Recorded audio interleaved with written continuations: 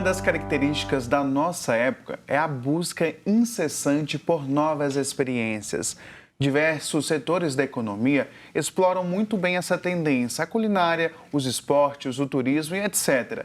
Mas será que o ser humano depende disso tudo para ser feliz, para ser autêntico? Ele precisa, de viver a cada minuto uma experiência nova e até mesmo inusitada? Para a gente falar sobre isso, para a gente falar sobre onde podemos habitar, a gente recebe aqui no estúdio o psicanalista René Dentes. Mais uma semana, René? Bom dia. Bom Isso dia, aí. René. Bom dia, Tiago. Bom dia, Vanessa. Bom dia, nossos queridos telespectadores da TV Horizonte. Prazer estar aqui. René, onde podemos habitar? Para a gente fazer uma introdução nesse assunto, gostaria que você explicasse. Sim, então, Tiago, nossos telespectadores, Vanessa, nós vivemos num mundo muito complexo, E num mundo que, às vezes, nós temos a sensação que ele é um abismo, porque um abismo é um lugar que a gente não consegue se apegar em nada, A gente está caindo, queda livre e não tem nem um galinho para segurar, Então, nesse sentido, sem chão, nós não conseguimos habitar. Então, nós buscamos, de outra maneira, segurar-nos em algum lugar, em alguma realidade, algum sentido para a nossa vida. Pouco tempo mesmo eu estava fazendo uma pesquisa dentro do Observatório da Evangelização, no Ânima, PUC Minas, sobre juventude. E hoje, sabe que a grande angústia do jovem é achar sentido. Ser ou não ser, ter uma vida com sentido ou não. Isso até explica um pouco por que muitos jovens começam no trabalho e saem desse trabalho, porque não vê sentido muito, Então, esse é o nosso dilema contemporâneo. Aonde podemos habitar, quer dizer, aonde podemos nos segurar. Só que isso traz armadilhas também. A gente estava falando, René, sobre experiências, sobre novas experiências e... Querendo ou não, a gente sempre volta a falar das redes sociais, que hoje é a nossa realidade. Até que ponto essas novas experiências é realmente, a gente consegue identificar como um desejo nosso, um desejo genuíno daquela pessoa, daquele indivíduo, e até que ponto, ou a partir de que ponto, ela se torna uma ferramenta para angariar likes nessas redes sociais? Então, Vanessa, esse é um dos perigos, Porque parece que nós vivemos um momento em que as pessoas, elas têm, veem a necessidade de experimentar tudo o tempo todo, Então, não selecionando o que é para mim, de fato, e o que não é. Nem todo mundo precisa de todas as experiências. E isso vem muito dos mecanismos de imitação, miméticos das redes sociais. As pessoas acham que aquela experiência que o outro está vivendo ali é para ela, mas não é. Então, eu costumo dizer a gente tem que ter critério. Nem tudo é para a gente não precisa viver tudo, incessantemente. As pessoas acham que ter sensações fortes, por exemplo, fazer todo tipo de esporte ou então ter toda a experiência gastronômica é excelente para elas. Não, talvez uma experiência gastronômica não seja boa para mim. Eu posso ter outras experiências na vida, Experiências são boas, desde que ela traga um sentido para a sua vida. Mas como que você vai descobrir se aquela experiência ela porta sentido ou não? De acordo com a sua história. Se aquela experiência ela tem a ver com a sua história, ou complementa alguma coisa, diz algo dentro da sua historicidade, aí ótimo, a experiência pode ser muito boa. Mas isso não quer dizer coisa tão mirabolante, ir do outro lado do mundo, ou comer uma comida que ninguém comeu. Não, pode ser uma coisa muito simples, René, você falou aí agora sobre a experiência gastronômica, também experiências do dia a dia. A gente pode falar isso também para pessoas, por exemplo, para amizade e amores, porque às vezes a pessoa quer estar num relacionamento, mas aquele relacionamento não é para ela. Aquela pessoa não é para ela. Às vezes a pessoa luta também muito por uma amizade, que uma amizade que também não serve para ela. Esse onde podemos habitar também serve para relacionamentos de amizade e relacionamentos amorosos? Sim, sem dúvida, Tiago, porque isso é realmente uma coisa que as pessoas caem muito, As pessoas projetam relacionamentos, e pessoas ideais, e no fundo elas se submetem a um afeto do outro que não existe muitas vezes, que é perverso, porque a pessoa que, por exemplo, ela vive um relacionamento abusivo, quem faz um relacionamento abusivo é uma pessoa que percebe essa vulnerabilidade do outro. Então, ela vê que aquela pessoa que está ali presa no relacionamento, ela não vai sair tão fácil, porque ela quer aquela experiência. E aí, de repente, o outro manipula. Então, o relacionamento não há ideal, há possível e há aquele que é para você, né?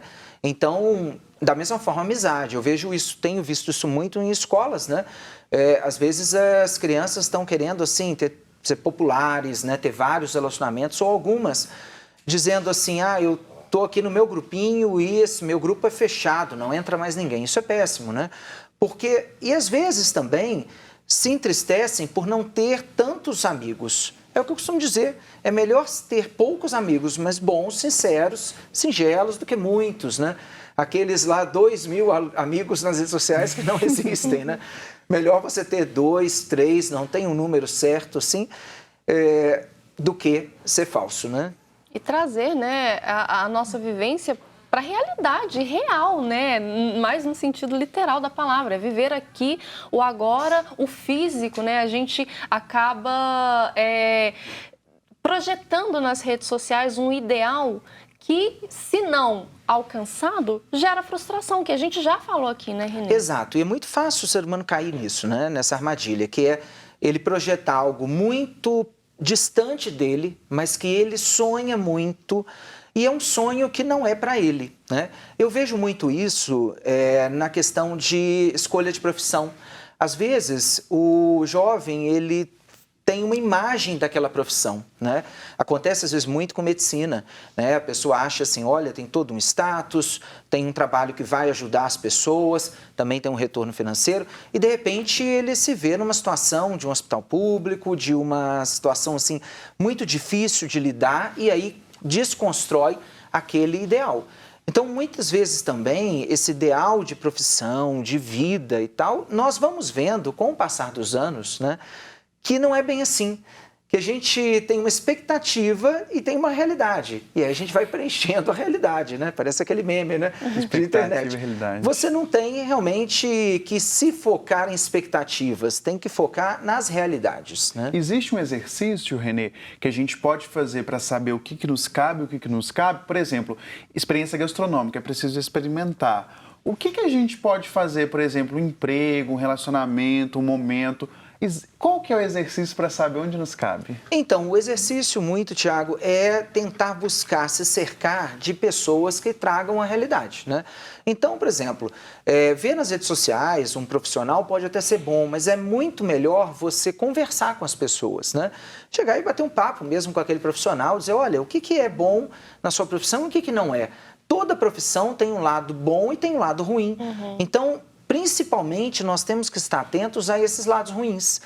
Aquela experiência também, experiência gastronômica, experiência de viagem, experiência de esporte, tem um lado ruim, né? As pessoas, às vezes, hoje estão muito compulsivas por esportes, né? Aí ela começa lá na bicicleta, começa 30, 40, 50 quilômetros, tem um lado ruim aí. Um lado ruim é o cansaço, é o esforço repetitivo, o corpo vai doer. Então, tem que prestar atenção se aquele lado que é negativo é suportável. E mesmo assim, a pessoa continua com desejo. Então, é estar atento à realidade. Realidade, para a gente, ela é mais clara quando se fala do que é negativo. Quando é positivo, não. Entende?